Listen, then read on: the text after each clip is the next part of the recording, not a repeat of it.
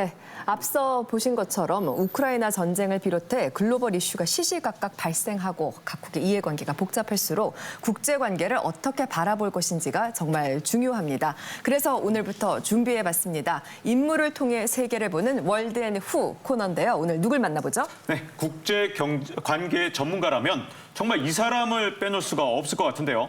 바로 헨리 키신저입니다. 빼놓을 수 없죠. 네, 맞습니다. 전 미국 국무장관이자 이 미국 외교의 대부라고 불리는 사람인데 과연 먼저 활약상부터 한번 보시죠. 네. 자, 1969년 닉슨 대통령에게 안보보좌관으로 발탁이 된 뒤에 국제 외교 무대에서 두각을 나타낸 키신저입니다. 냉전 시대 이 핑퐁 외교로 중국과의 관계를 개선하고 닉슨 대통령과 마오쩌둥의 역사적인 만남까지 성사를 시켰죠. 자, 소련과도 지속적인 협상을 통해서 72년 이 핵무기 배치를 동결하는 협정을 이끌어내고 베트남전의 전쟁을 종식하는 데도 기여했다는 평가를 받습니다. In one more negotiating session with the North Vietnamese negotiators. 자, 이렇게 외교로 국제사회에 기여한 공로를 인정받아서 1973년 노벨 평화상을 수상했고요.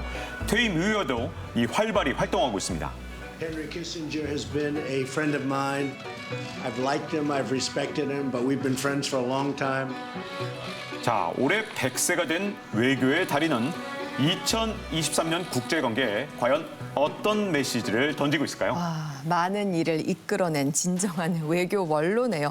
키신저가 올해 100세란 나이에도 정말 왕성한 활동을 보이고 있네요. 대단하죠. 100세에도 놀랐습니다. 저분도 대단하지만 저분이 책을 워낙 많이 썼는데요. 네. 저분이 쓴 책은 국제관계를 공부하는 사람 저를 포함해서 거의 교과서처럼 읽고요. 교수님도 많이 읽으셨겠습니다. 네, 많이 읽었습니다. 2015년에 특이한 설문조사를 했는데 미국에서 국제관계를 공부하는 사람들의 지난 50년간 미국의 외교를 이끈 최고의 국무장관은 누구냐? 당연히 키신저가 압도적인 표를 차지합니다. 여럿을 다 제치고 압도적이었군요. 네, 그런데 방금 전에도 우리가 우크라이나 전쟁 관련 얘기를 나눴는데 많은 사람들의 관심이 전쟁이 과연 언제 어떻게 끝날 것이냐 이 부분이잖아요. 근데 네. 이와 관련해서도 헨리 키신저가 주목되는 발언을 내놨었다고 합니다. 자, 바로 우크라이나는 평화를 위해 영토를 양보하라. 지난해 5월 다보스 포럼에서 우크라이나 사태 해법에 관해서 키신저가 한 말인데 네. 그런데 이 발언 이후에 정말 파장이 만만치 않았지 않습니까? 네, 그렇습니다. 우크라이나 입장에선 도저히 받아들일 수 없는 그러한 발언이었죠. 당시 젤렌스키 대통령이 바로 반박 영상을 냈고요. 네. 많은 파장이 일었습니다. 그렇지만 이 발언은 키신저가 즉흥적으로 한 발언은 아니었고요. 그의 외교 철학이 담긴 발언이었습니다.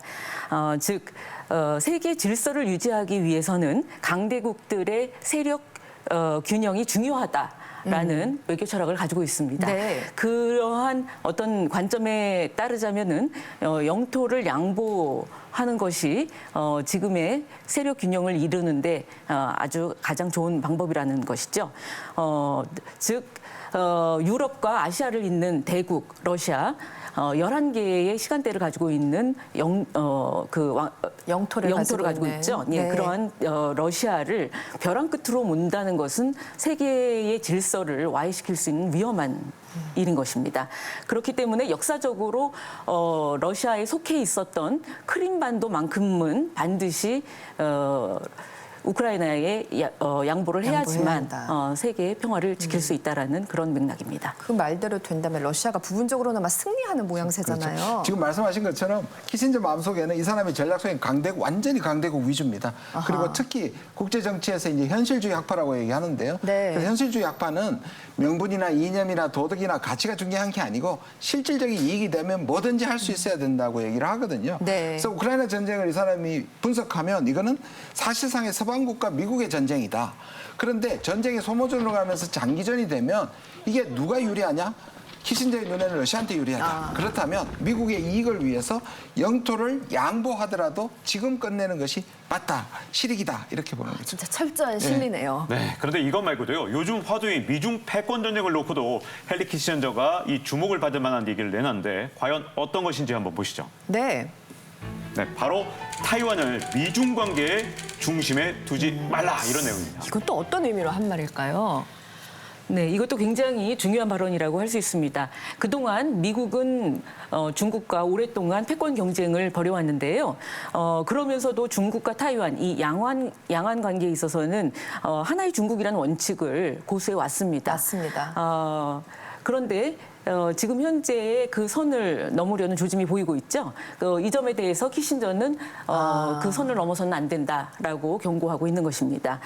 키신저는 세력 균형을 위해서는 기본적으로 현상 유지라는 그의 대표적인 용어라고 볼 수 있는데요. 더 스테이터스 코어라는 네. 말을 대표로 했었지요. 지적할 수 있을 예. 것 같습니다. 타이완 문제는 미중 전쟁을 유발할 수 있는 그것이 3차 전쟁으로까지 확전될 수 있는 그러한 트리거와 같다라고 이야기를 하고 있습니다.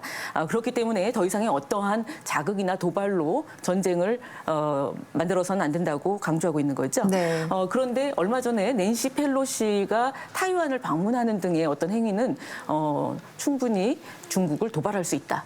이렇게 보고 있는 것입니다. 우려스럽게 보고 있군요. 예, 제가 좀 첨언을 하자면 아까 말씀드린 것처럼 강대국 위주이고 이분은 대전략, 미국의 대전략을 얘기하는 사람입니다. 그래서 어떻게 보냐면 지금 우크라이나 전쟁으로 미국과 러시아가 지금 대립하고 있고 그렇죠. 그러니까 중국을 견제하는 건 맞는데 이 두 적대국을 동시에 상대하는 것은 별로 바람직하지 않다고 보는 거죠. 네네. 오히려 과거에 자기가 소련이 강했을 때 중국하고 손잡은 것처럼 EEJ로 러시아와 손을 잡고 중국과 러시아를 이간질시켜라. 네. 그러려면 타이완 같은 비본질적인 문제에 올인하지 말라. 이런 뜻입니다. 그렇군요. 네, 하지만 이런 키신저의 시각에 반대하는 목소리도 존재하죠.